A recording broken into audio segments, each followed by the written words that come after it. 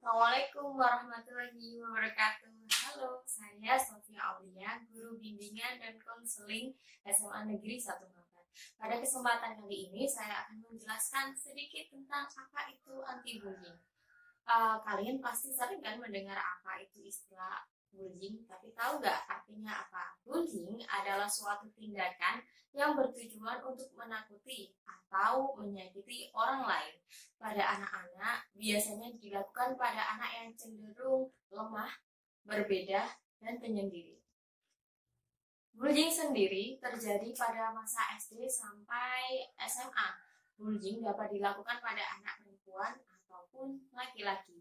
Biasanya pada anak perempuan akan dilakukan bullying secara emosional, sedangkan untuk anak laki-laki biasanya cenderung dilakukan secara ekonomi dan fisik. Jenis-jenis bullying. Ada beberapa jenis bullying. Pertama yaitu bullying secara fisik. Contohnya memukul, menendang, mencubit, atau menghancurkan benda-benda milik orang atau korban bullying. Yang kedua yaitu secara verbal, yaitu melalui perkataan yang contohnya mengolok-ngolok, memaki, memarahi, sampai menyebarkan rumor yang buruk. Nomor tiga yaitu secara psikologis dan sosial. Contohnya, mengucilkan dari pergaulan sosial. Nomor empat yang sering banget kita temui akhir-akhir ini yaitu cyberbullying. Adalah bullying yang menggunakan dunia maya yang bertujuan untuk menyakiti dan mengintimidasi orang lain. Contohnya, memberikan hate speech atau komentar yang buruk pada akun orang lain, lalu menyebarkan aib orang lain seperti foto atau video atau apapun tentang korban bullying pada dunia maya, atau menyebarkan foto, informasi pribadi, ataupun video tentang orang-orang yang dibully tersebut. Biasanya, anak korban bullying tidak mau menceritakan tindakan bullyingnya karena mereka merasa malu, takut, dan tertekan. Tetapi kita bisa melihatnya dari ciri-ciri korban bullying tersebut, yaitu pertama, mereka akan cenderung sensitif.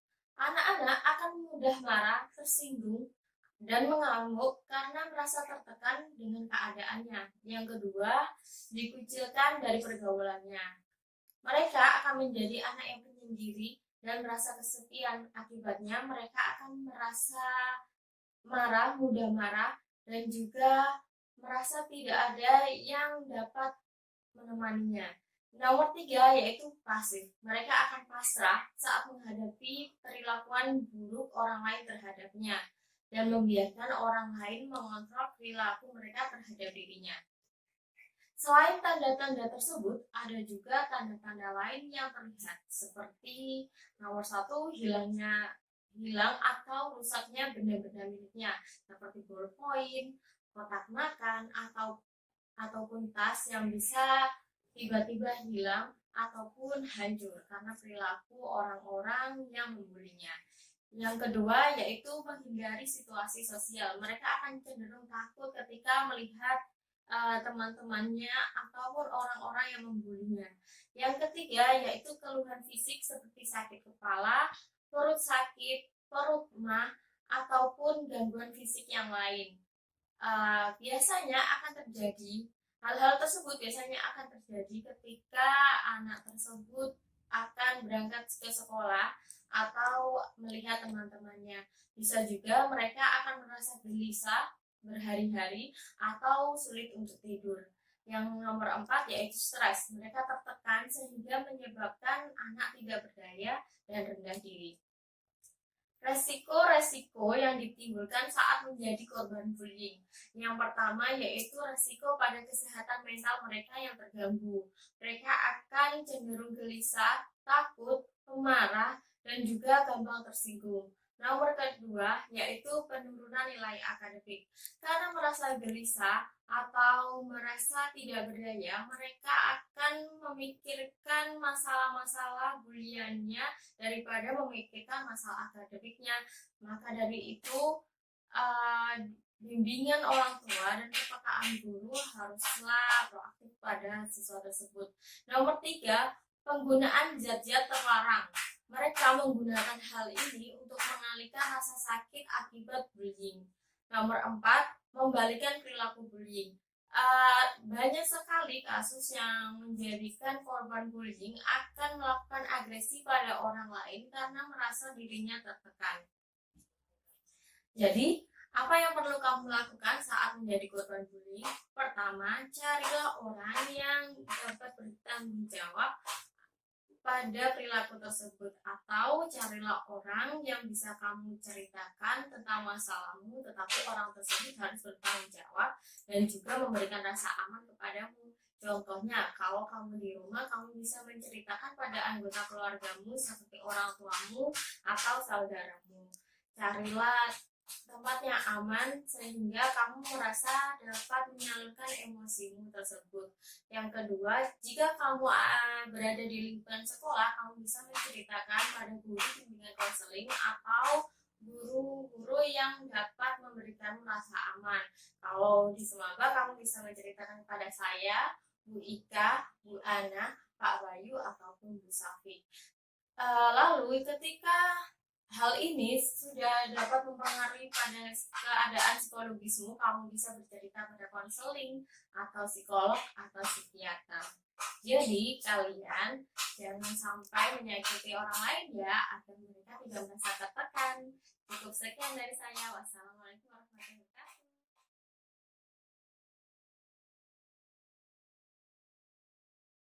Assalamualaikum warahmatullahi wabarakatuh. Hai, saya Sofi Aulia. Kali ini saya akan menyampaikan sedikit tentang COVID-19.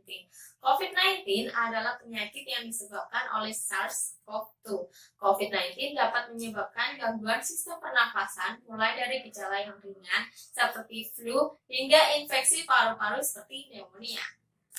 COVID-19 awalnya ditularkan dari hewan ke manusia. Setelah itu diketahui bahwa infeksi ini juga bisa menular dari manusia ke manusia. Penularannya bisa melalui cara-cara berikut. Pertama, tidak sengaja menghirup percikan ludah atau droplet yang keluar saat penderita COVID-19 bersin atau batuk.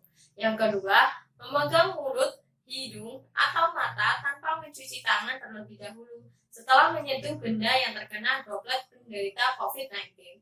Nomor 3, kontak jarak dekat atau kurang dari 2 meter dengan penderita COVID-19 tanpa menggunakan masker.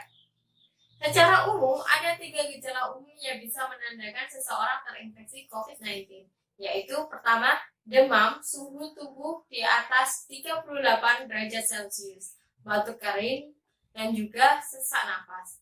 Selain gejala di atas, ada beberapa gejala lain yang jarang terjadi tetapi juga bisa muncul pada infeksi COVID-19, yaitu mudah lelah, nyeri otot, nyeri dada, sakit tenggorokan, sakit kepala, mual atau muntah, diare, pilek atau hidung tersumbat, menggigil, bersin, hilangnya kemampuan mengecap rasa atau mencium bau. Jadi, lindungi diri dan orang lain di sekitar Anda dengan mengetahui fakta-fakta terkait virus ini dan mengambil langkah pencegahan yang sesuai. Ikuti saran yang diberikan oleh Badan Kesehatan Publik lokal Anda. Untuk menjaga penyebaran COVID-19, bersihkan tangan Anda secara rutin. Gunakan sabun dan air atau cairan pembersih tangan berbahan alkohol. Nomor 2, selalu jaga jarak yang aman dengan orang yang batuk atau bersin. Nomor 3, jangan sentuh mata, hidung, atau mulut Anda. Saat Anda batuk atau bersin, tutup mulut dan hidung dengan lengan Anda atau tisu. Caranya seperti ini, atau memakai tisu. Nomor 4, tetaplah di rumah jika Anda merasa tidak enak badan.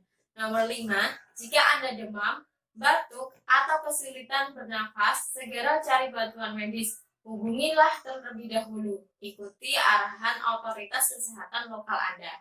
Nomor 6, menghindari kunjungan yang tidak diperlukan ke fasilitas medis karena memungkinkan sistem kesehatan beroperasi dengan lebih efektif. Tindakan ini akan melindungi Anda dan orang lain. Jadi, sekian penjelasan dari saya. Wassalamualaikum warahmatullahi wabarakatuh.